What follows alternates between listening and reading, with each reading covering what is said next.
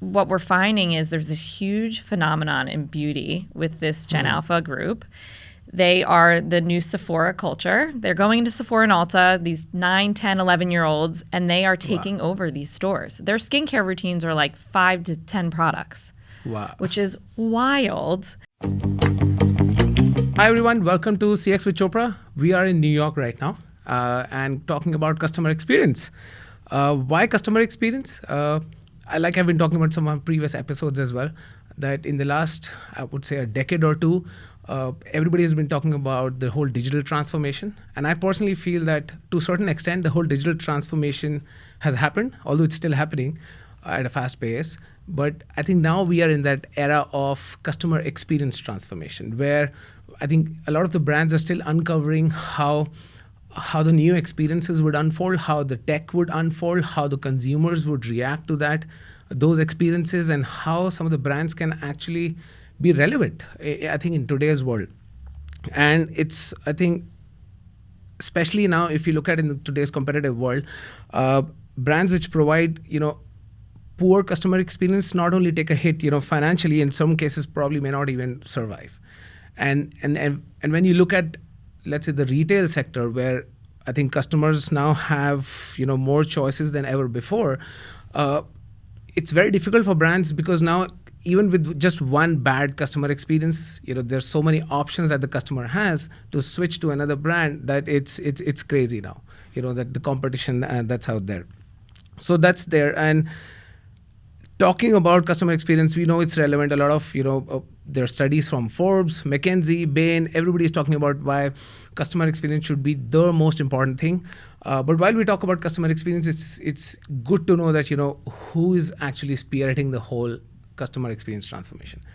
And in my personal view, I feel that it's the beauty space, the beauty sector, which is actually, coming up with incredible innovations, which I believe, some of the other sectors, starting with retail, starting with probably auto, starting with, some of the other sectors would eventually adopt on. So having said that, so today's guest, very lucky to have Shanna. Thank you for joining the podcast. Thank you. Happy to be here. I'll just quickly introduce yourself and probably sure. leave it to you Sure. and then to add more. So she's been leading global digital programs. I mean, like I was talking about the whole global, the digital transformation that has been happening.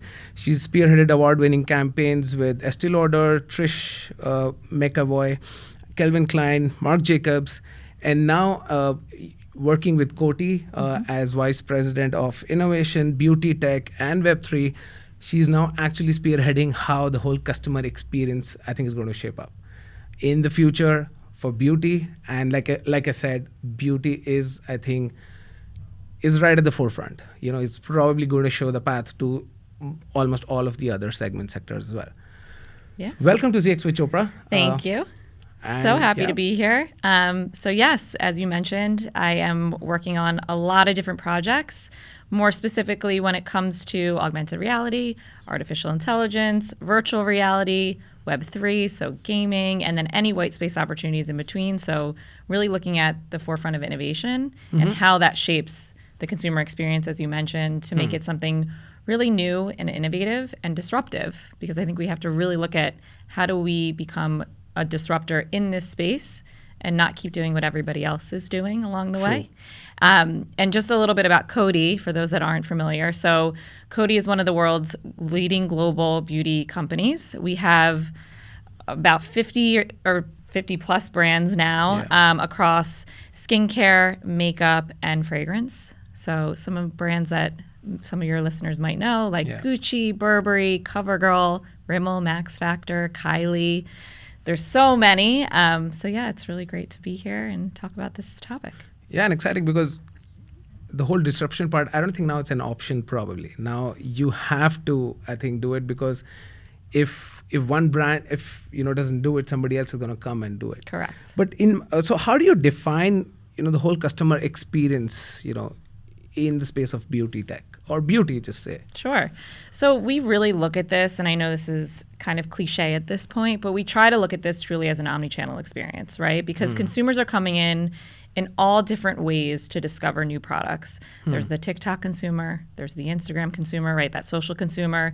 Then there's the consumer who just looks online and Googles and tries to find which product they're looking for. Then there's the in-store consumer. So everybody's kind of discovering products in a very different way. And obviously that ranges depending on age groups and all their different demographic information. So for us, it's really understanding how do we speak to the consumer where they are at the right time.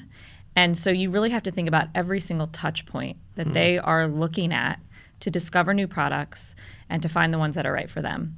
So that's really how we are approaching the consumer experience, is understanding how do we bridge that loop and and find the gaps, so that way it's a true 360-degree experience for them at the end of the day. And just to touch on that whole evolution part, so do you see a marked difference pre-pandemic and post-pandemic? Because I was reading a report where it said that almost 30% of the sales for beauty now is coming in from e-commerce channels, which in my view, from retail, from my past experience, used to be between 5 to 10%. So, and now we're seeing a big jump in e-commerce, and now like more digital touch points have started showing up. So it's not only challenging, I believe, to get a 360 view. Probably a 360 view 5 years ago was different in terms of what a 360 view now is, because number of touch points probably have quadrupled, if not more, and now more sales are happening on e-commerce as a channel. Yeah. So do you see that shift happening? We've absolutely seen that shift. Pre-pandemic, it was a lot about discovery in store, and when people felt very comfortable being there and using testers and kind of taking that time to discover products. During the pandemic, obviously, we saw a big uptick in social selling and live streaming because we didn't have a choice, right? You couldn't go in the stores and use these testers and do all those different activities in the actual retail environment.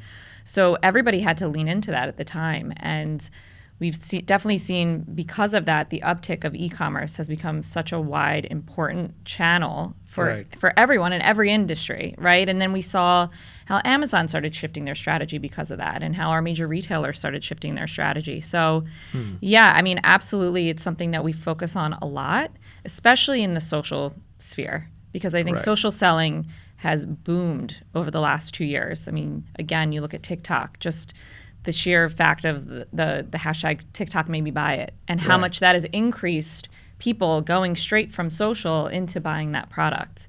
Also, advocacy is a huge piece that we focus on now that changed everything during the pandemic.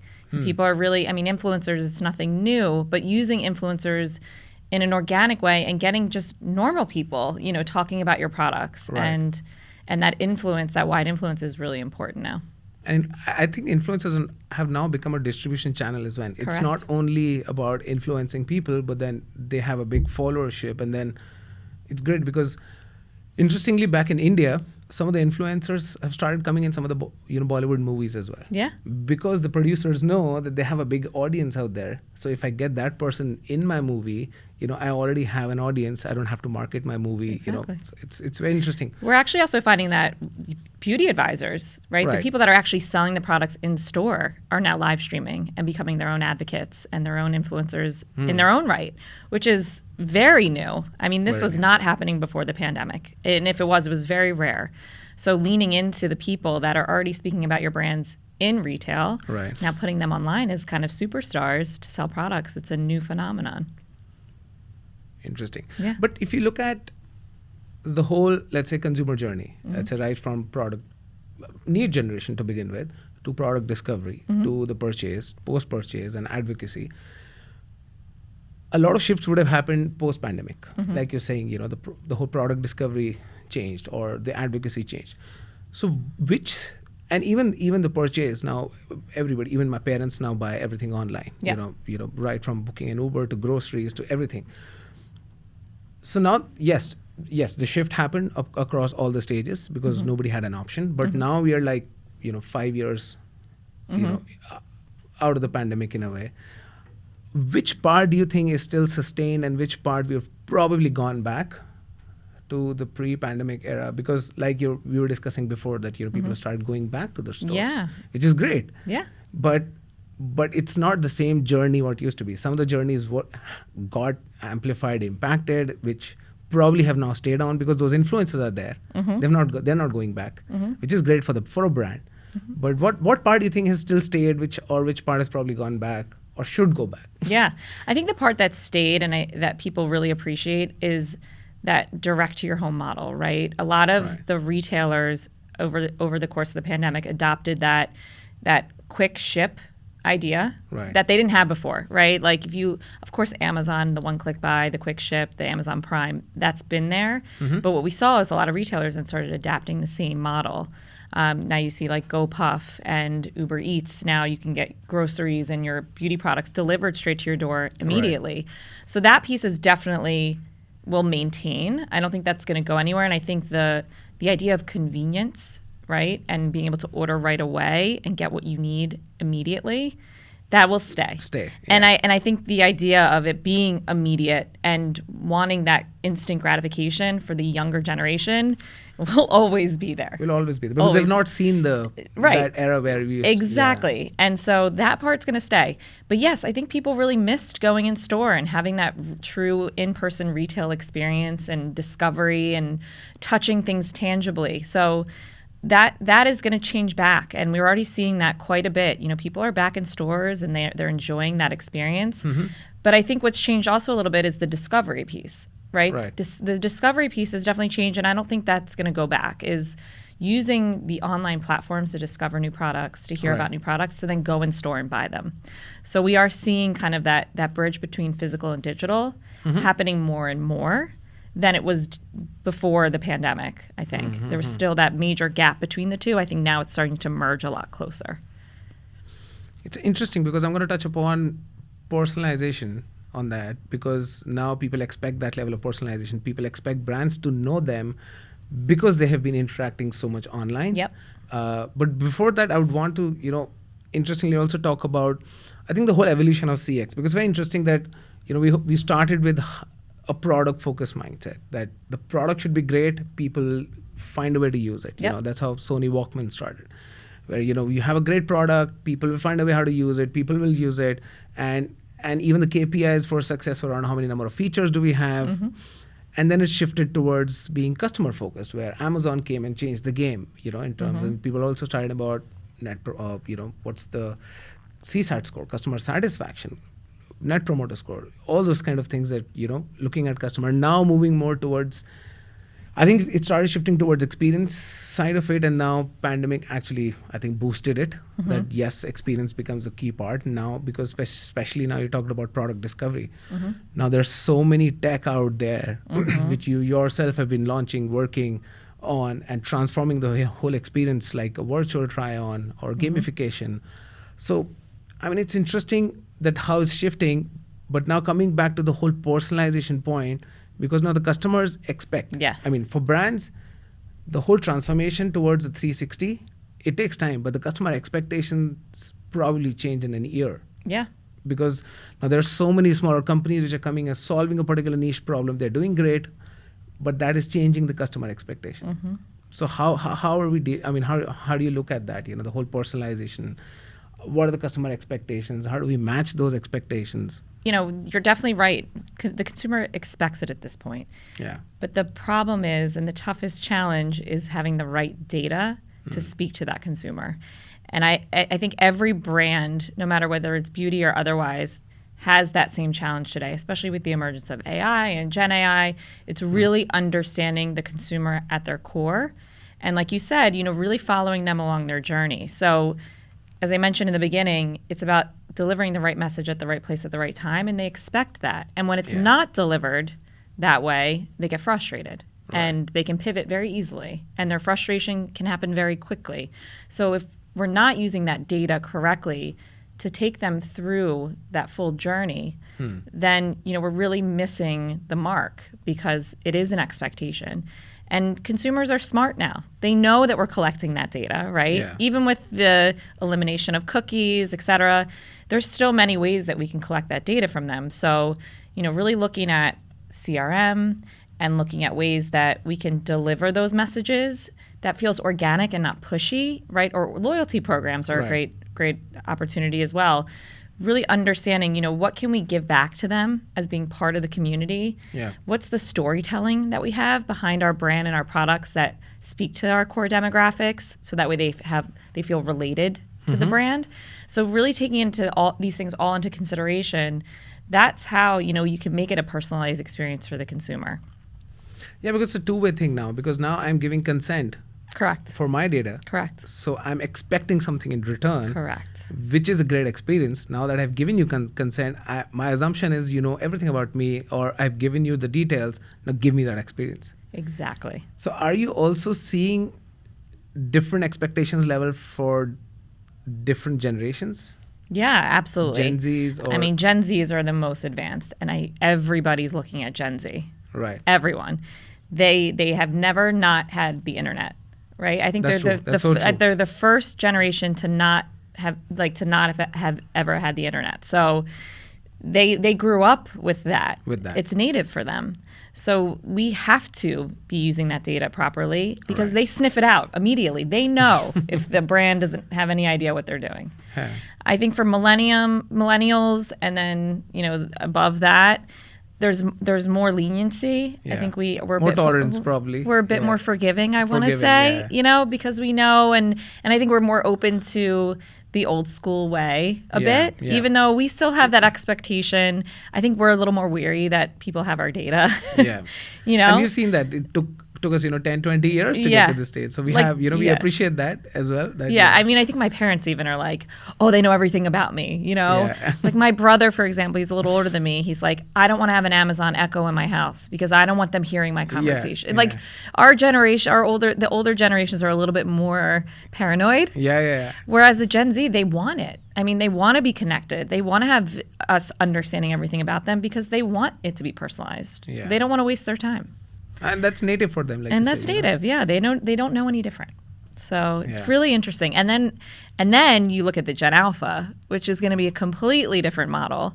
Gen Alpha.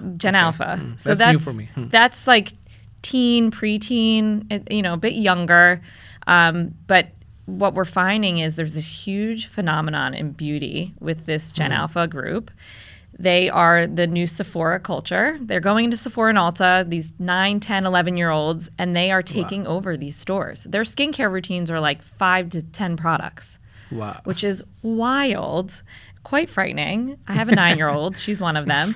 And it's really knowing that the way that they are growing up and what they're being exposed to is vastly different than even Gen Zs, millennials. So now we start having to take a look at them as well, right? And really understanding as they get older, and even for the parents of those kids, how do we communicate to them properly, right? And start to understand, how do we make beauty a positive experience for them, because they're buying it now. Yeah. It's just crazy. And interesting, because back if I go to my B school days in marketing, reading that Philip Kotler book, we used to read that, especially let's say in case of automotive, it's the buyer actually is the kid in the house. Yep. You have to convince the kid in the house who will convince the parent which car or the color that the kid wants. Yep. And now I think those kids, or not kids, I don't know if you can even call them kids, Gen Alpha. Yeah. They're the ones who are actually doing the product discovery, who are actually on TikTok, who are actually consuming all the content, interacting with the brands, and probably making the purchase decision themselves. I don't know if your 9-year-old asks you that I want this, or she tells you that this is what I have figured out. This is what's best for me. She asked me for Drunk Elephant the other day, which is a very advanced skincare product. I don't even own it. And I was, I said no. There's other skincare brands that are more appropriate for her, but they know. I mean, they know the new brands. They know the influencers. Like you said, they're on TikTok. She's not on TikTok yet, by the way. Still being a good mom. But they, as they get to 10, 11, 12, and they get their own phones, they're on TikTok. They're on Roblox. I mean, they're discovering brands on Roblox all the time. It's become such a saturated market. They're on Fortnite, Minecraft. So, marketing to them is very different. And the consumer experience for them, even Gen Z, is very, very different, because they're across so many different platforms. Yeah. And they're discovering brands in ways that are unheard of for us. And their attention span is very less. Yes. Their ability to swipe is very fast. Very fast, yeah. So, so they're always looking for new and talking to each other about it. It's very interesting. So how difficult is it for brands to come up with those marketing campaigns to begin with? one thing was to personalize. The second is, we talked about, you spoke about right content to the right person at the right time, probably at the right place. Not the combination of all these four things for probably 5 to 6 different segments of users. Exactly. And in some cases, the same brand, let's say, or in some cases, a brand probably would be focused on a certain few segments. So how difficult is it to come up with different campaigns and with so many platforms out there to reach out to those users? Yeah, for our brand specifically, listen, you can't be across every demographic and be able to speak to everyone, because then it falls flat and then you have no position. So you kind of have to stick to your position and stick to your kind of 2 core demographics, right? One is you have your loyal customer, the ones that are going to buy you always, that are going to stick with you. And then you're always looking for the new customer. And then there's a customer a bit in between where, because there is so much choice in stores now, that you have to grab their attention and relate to them. So what we're finding is brands are really leaning into cultural moments to create their marketing campaigns, versus coming up with that kind of like 5-star campaign that talks to everyone, that's really beautifully done but isn't really anywhere. Now it's really about finding that relevant message that is very culturally in the know. So, and really thinking about episodic content, like content that tells a story across multiple different pieces of content. So it's a really different way, because their attention span is so short. And they're on so many platforms. You have to have content that's going to tell that story across all your platforms, but has one combined message. So it's really complex now, right? It's not just about making a TV campaign anymore. Yeah, I was coming to that, because TV, we're clearly seeing a decline in the percentage of media budget being spent on TV. Yes. Now it's about connected TV. Now it's about connected TV, yes. And probably for the same reason as well, because you cannot have one size fits all now. You cannot. You could probably still have it 10 years ago, but now you cannot. Correct.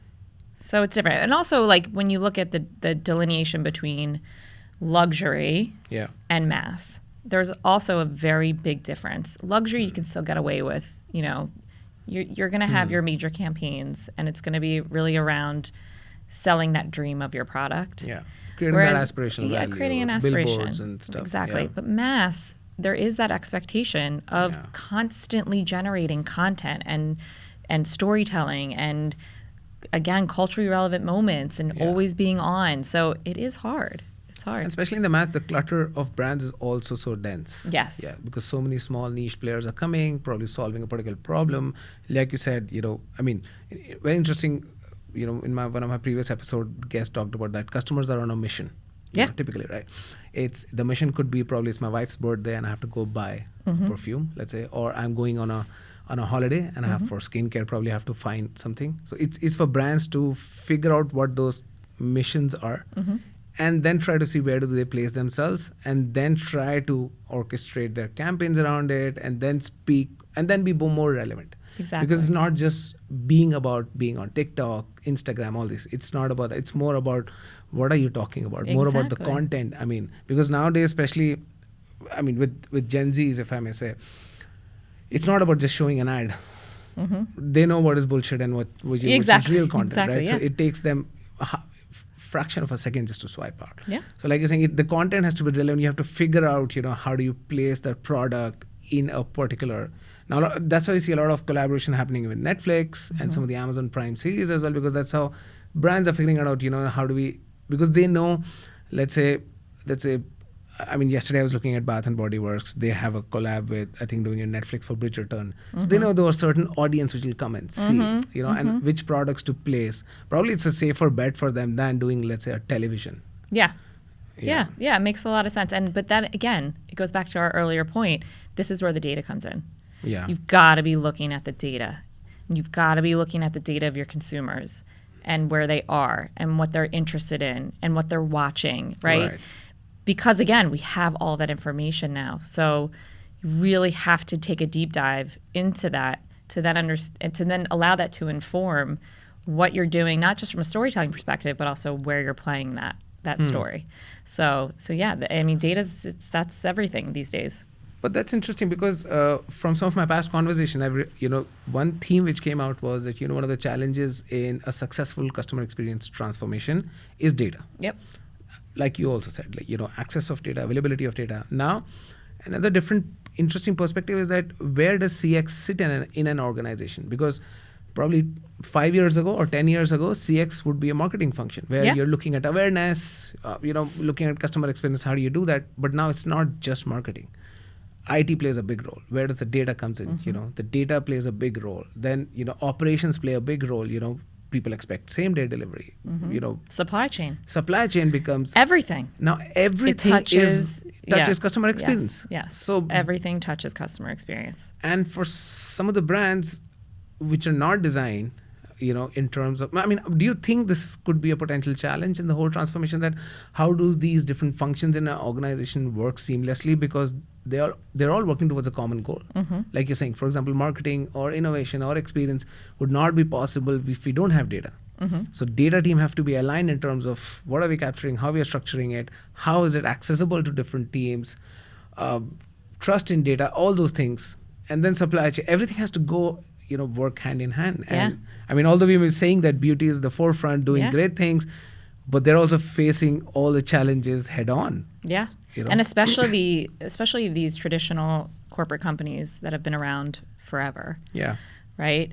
We've been capturing data since the beginning of time, whether that's been handwritten in the store, right? And writing somebody's regimen, to all the way to today where we are capturing it, on websites and things like that.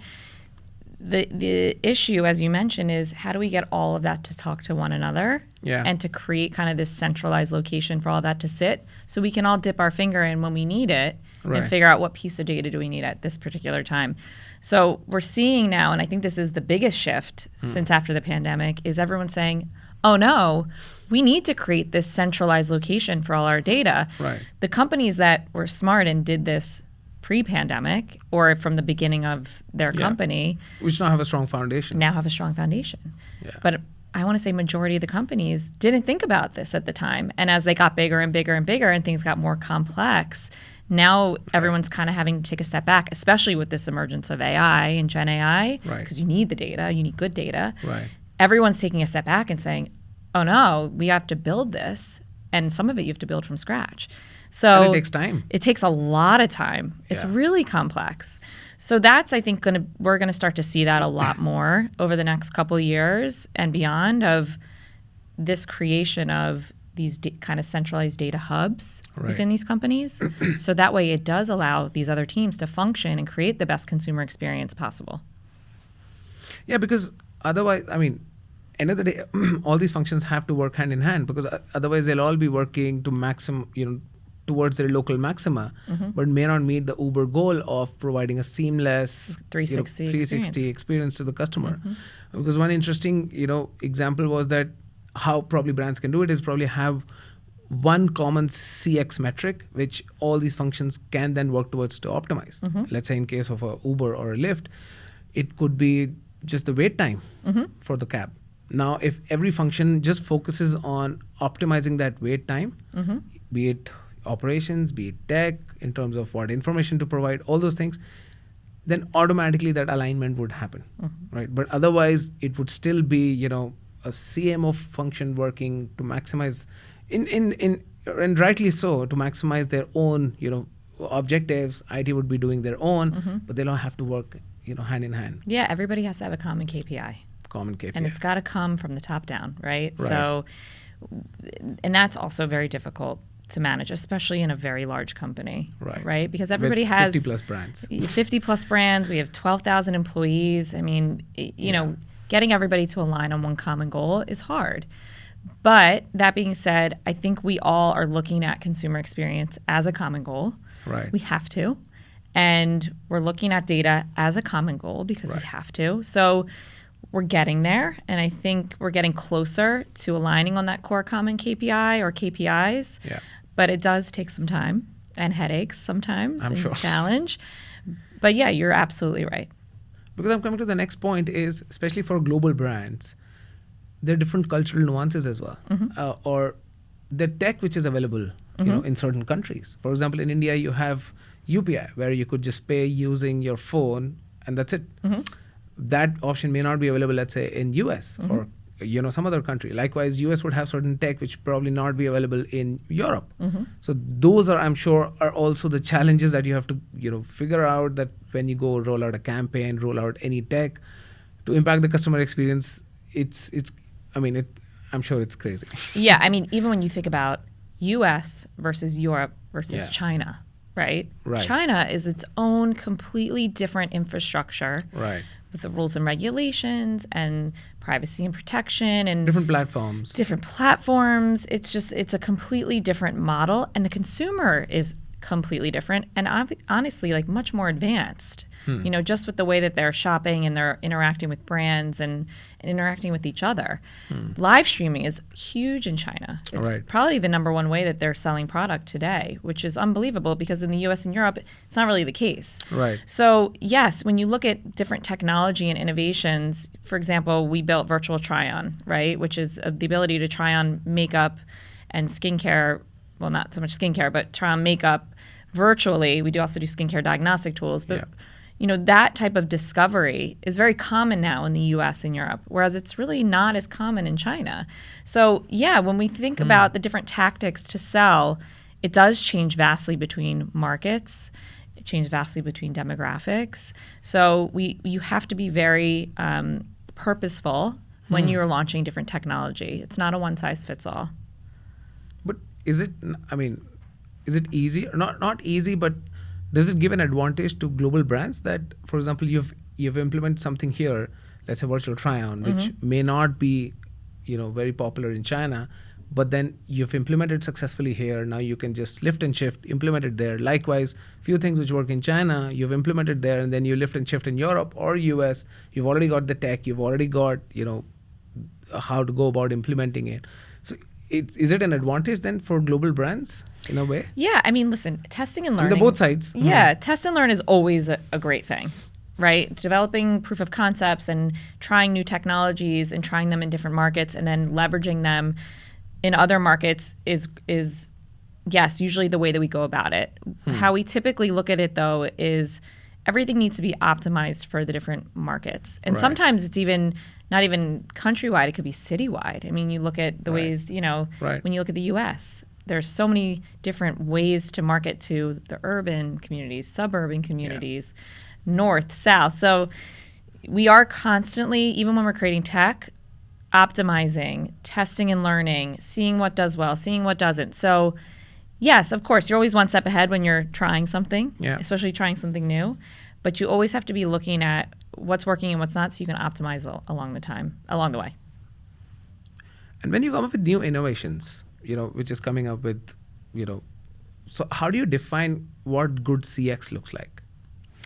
Yeah, so again, it's really about thinking the 360 model and creating things that we know can be leveraged across the different pillars of our business. So for example, in-store, media, online, in D2C, in retail. So thinking about all the different levers that we need to pull, social, of course, and making sure that what we're building can be used across those different pillars so that the consumer has a consistent experience. We're always trying to do that. It's very difficult. I'm sure. With new technology, it is very, very difficult. The idea of bridging physical to digital, especially with retailers involved, is hard. Retailers inherently today are not very technically savvy, I hate to say. I hope no retailers are watching this. But they're not. And it's very difficult to get them to integrate any new technologies. A lot of their systems might be old. In-store, there's a lot of limitations. There's no Wi-Fi connectivity. So for us, we try to get as creative as possible. But, it's hard to kind of be able to have it work in every single place. So in a nutshell, I think for us, just trying to bridge the physical to digital is still something that we're trying to accomplish on the daily, and especially through social channels as well. Interesting, because when we look at the whole experiential retail, which is now our term, right? We're looking at how do you go about doing it. And the other day, I did a demo with the whole Apple Vision Pro. I mean, it's crazy. I've tried it. It's cool. Yeah, it's very cool that, how, I could clearly see how, let's say not even the future, in some time, this end of this year, probably, we'll see how brands would start adopting to, Apple Vision Pro They already or are. the one with Meta and, all these products which are coming out. So my question is that, one is the speed at which these innovations are happening. Yep. And the other is how much time do users take to adopt a new technology? Yep. Because there's like a product life cycle curve, there'll be innovators, but the big mass which is out there is going to take some time to adopt. Yep. By the time they adopt, they're again slapped in the face that there's something new which has come out and they don't know what it is, and then FOMO kicks in. Yep. And then suddenly you're like, now there's things like an Apple Vision Pro happening, and you're still, you're still trying to grasp. So how do you see that whole thing panning out? Yeah, I mean, just talking about the Apple Vision Pro in general, just because I've tried it, and I think these technologies are not going to be adapted right away. So for those types of technologies like headsets and things like that, I think we have some time. The Apple Vision Pro is great. It's very heavy. It's very expensive. Yeah. And I think it's much more developer first. It's more B2B at this point and very male heavy right now. So I don't think consumers are necessarily using it to like buy products. I mean, brands are starting to play on it. I've seen Gucci just came out with a new experience. Elf's come out with an experience. Okay, in Apple Vision Pro. On Apple Vision Pro, yeah. My Teresa's come out. So there are brands that are playing on there now, trying to figure it out. But I don't think we're quite there yet. Yeah. We're not going to start seeing everybody walk around with headsets on their face. Waiting for the version 2. Yeah. I think honestly, the Quest 3 is probably the best headset out there. Yeah. It's my favorite. But you're right. I mean, once there's a new technology and people adapt to it, a new one's right behind it. Right behind. However, I think, it's not all of them are going to be successful, right? We saw the metaverse. We saw how that panned out. Sadly, I spent a lot of money on NFTs, so it didn't work so much in my favor. But anyways, not everything's going to adapt to the masses, and I think there's always going to be those technologies that are going to be near and dear and are not going to go anywhere, like mobile. I think mobile phones and mobile experience is always going to be there, and that's what's going to be the most advanced, and that's never going to go away. So I think that's kind of a place where things are going to become more optimized and more interesting. But yeah, I mean, I think the generation, Gen Z, Gen Alpha, they're always going to be open to new technologies. They want it. Like we said before, like they're used to that. Right. It might be scarier for us and our parents, but for them, they don't care. They love it. Yeah. Probably they'll stop going to school and just wear that Apple Vision Pro. So might start learning that way. Yeah. It's very scary. But out of all these, innovations happening or have happened, like augmented reality, virtual try-on, shoppable videos, live streaming videos, AI-powered shopping assistant, enhanced content, user-generated content, metaverse, is there a way to categorize them, or should a brand just jump on all of them? No, definitely don't jump on all of them. I think you have to really look at your objectives. We've seen that gaming is a really huge opportunity right now. The consumers of today are all gaming. It's huge, and it's an untapped category, I think, for a lot of brands. We're starting to see it become more and more prevalent. Like I said before, like Roblox, there's now so many brands on Roblox. It's highly saturated. Fortnite. We just launched an experience on Fortnite with Hugo Boss, which was really exciting. We've done a lot of work with Gucci on Roblox. So we're seeing that it is actually a great way to tap into that younger consumer. But again, it's all about your objectives, and every brand is very different. So not every brand that I work on is going to go into gaming. It doesn't make sense. Sure. Yeah. But the ones that do, we're putting our feet in that water. And then for not every brand, like, for example, like Web3 in general is going to make sense, right? So it's really understanding where do you want to play, who do you want to talk to, and then figuring out what technology fits in well into that space. Yeah, because one is the whole tech part of it, looking at it, how do we do it. The other is, which I like talking about, is the whole authenticity, inclusivity, and being responsive. Yes. How does a brand, play on all these three different dimensions in terms of being authentic, what they feel, what they stand for, are they giving is the content, the experience talking about the same theme that, that you stand for, the values you stand for. Is the brand inclusive enough? Does it cater to wide different segments of users, even from a product differentiation standpoint, or even from an experience standpoint? Yeah. You know, if is your mobile app or the website, is it easy for different, you know, people with different age groups to read on? Do you have that, you know, are you giving all those options or not? And likewise, being responsive as well, that if there's an action, do you quickly respond to that with some, you know, be it a course correct action or an opportunity? So I think beyond technologies are also, brand has to also look at this and not just go on to, because some of the new brands which we see out there are probably kicking ass, let's say, on the gamification or, you know, some of the things which we talked about, or augmented reality, but then sustainability of a brand becomes a very important factor. Yeah, for sure. I mean, we always took the stance at Coty. Listen, we love the PR moment. We love being the first, right? Every brand loves that. But that's not always the best thing, because, you know, a lot of these things, as we said before, shift and they move very quick. Right. So sometimes it's better just to take your time, see how this technology is evolving, what the benefits are, what the risks are. Right. I mean, we're now seeing this a lot with like ChatGPT, right? It's so exciting. Everybody wanted to do something with it. And, correct. And now we're finding out there's so many risks, and there's a lot of, you know, brands that and companies that are putting their information into ChatGPT, and it's being taken into the overall world database. Right. So, you know, sometimes it's good to just take a breath, see how it's working, identify what your right use case is, and then jump on that and find a way to spin it so that you can still be first, because the way that you're doing it is a bit different than how everyone else is doing it. And that's how I work day to day. That's really my goal, is to not always be the first just to be the first, but be the first in a smart way, using whether it's existing technology or new technology. So that's my big piece of advice, right? Because, you know, you can get burned by being the first sometimes. We saw that a lot with Metaverse in the beginning. True. Yeah. I mean, you've had a stellar career in terms of, you know, starting with the whole digital campaigns, but probably it was right at the peak, and now on the innovation side, on the CX front.